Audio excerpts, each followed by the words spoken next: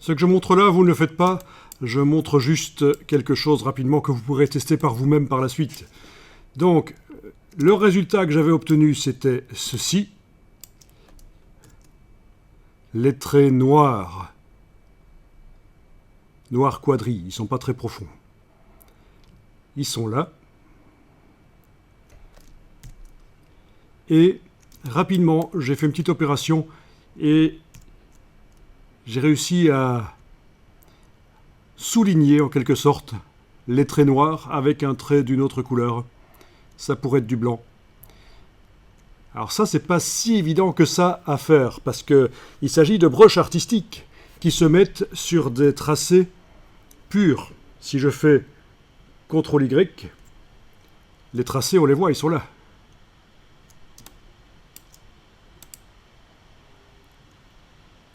Il y en a plusieurs qui se superposent, c'est un peu fouillis parce qu'il y a les tracés des brushes et il y a les tracés qui font les formes en couleur en dessous. Si j'enlève l'œil en face du calque des couleurs, c'est beaucoup plus clair. Voilà, ça c'est les tracés que j'avais fait au tout début du dessin. Donc, CTRL-Y. Ce sont des tracés complexes avec des brushes artistiques. Et donc, contrairement à des tracés infographiques, on ne peut pas juste mettre un tracé, voilà, comme ça. Si je fais un trait au crayon, que je vais dans la palette aspect, que je duplique le trait, je vais mettre une couleur différente en dessous, et que j'épaissis, ben oui, on a un double trait, forcément. Si le tracé d'en dessous est plus épais que celui du dessus, on n'avait pas vu, on n'a pas encore testé ça, mais c'est quelque chose que vous pourriez trouver par vous-même.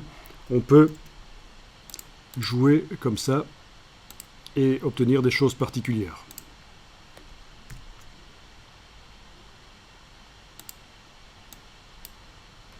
Alors,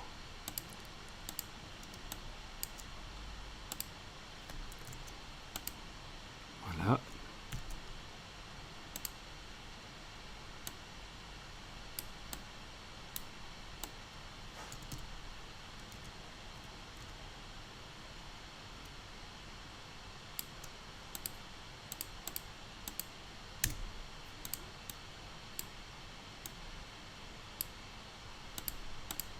Donc j'ai stocké comme style graphique le double trait que j'avais fait.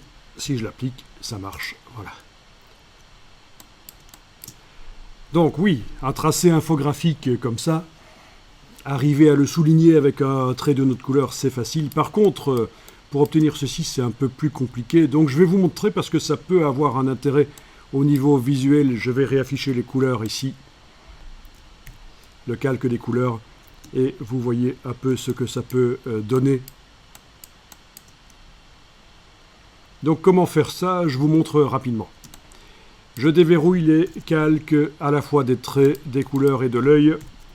Je prends mon oiseau ici original, je l'englobe. Je sélectionne donc tout. Voilà, je vais le dupliquer avec la touche Alt. Je le mets là. Ok. Je vais agrandir le plan de travail.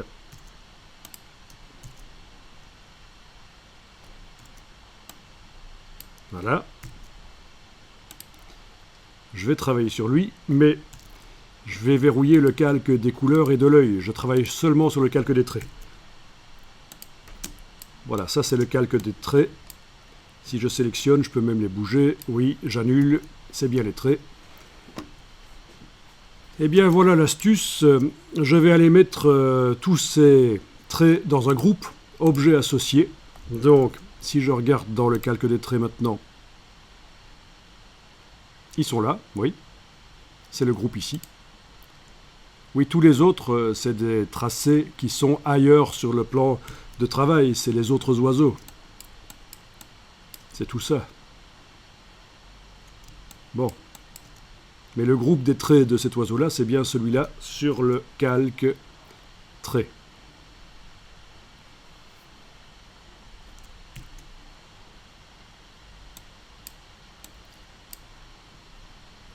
Si ça vous perturbait, que les traits ici sont avec plein d'autres traits sur le même calque, voilà ce qu'il faut faire. Je vous donne l'astuce. Je crée un nouveau calque que j'appelle trait 2 par exemple. Ils sont sélectionnés les traits de cet oiseau-là, uniquement ceux de cet oiseau-là. Je transfère les vecteurs du calque trait vers le calque trait 2 en prenant simplement le petit carré et en le transférant là, voilà.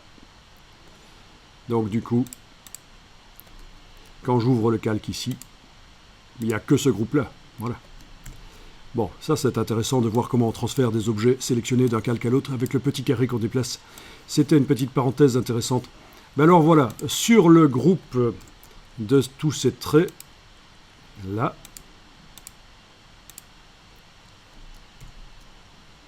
je vais aller mettre un effet spécial d'ombre portée, menu effet spécial ombre portée. Et alors, en principe, l'ombre portée, elle arrive avec du noir, avec une valeur de 1,5 ici, 1,5 là, une atténuation de 1,5 aussi à peu près je pense, et donc voilà ce que ça donne. Ok, voilà le genre de choses que ça donne dans la palette aspect. Voilà.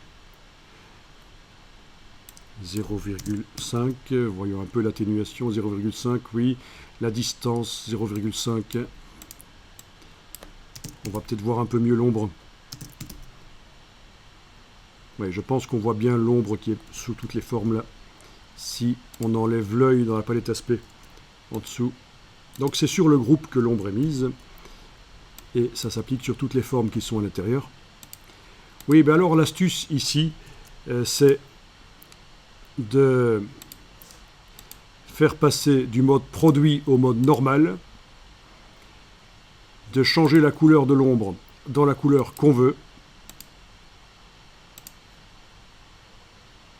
de mettre l'atténuation à 0, et voilà, vous avez un duplicata de la brush qui apparaît à une distance de 0,505, c'est peut-être trop.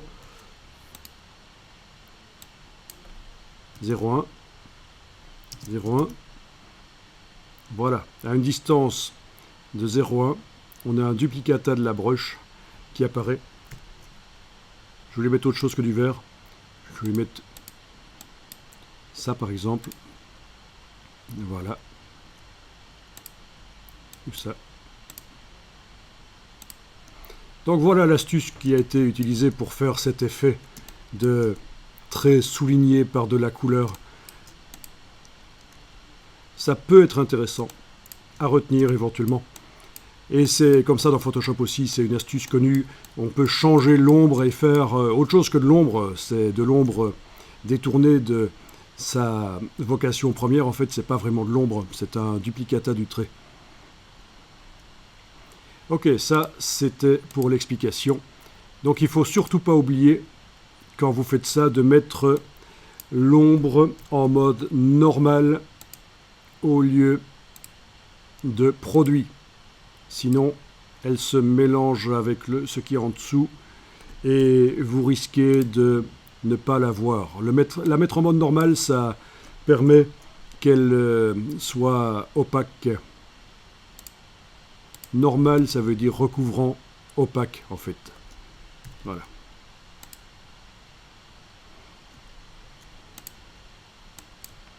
Donc effet qui peut être intéressant. Donc j'arrête sur l'oiseau, c'était la dernière chose que je voulais vous montrer. Une petite astuce sympa pour redémarrer ici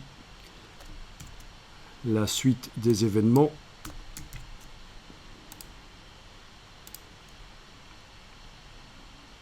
Et on va aller travailler sur un autre oiseau.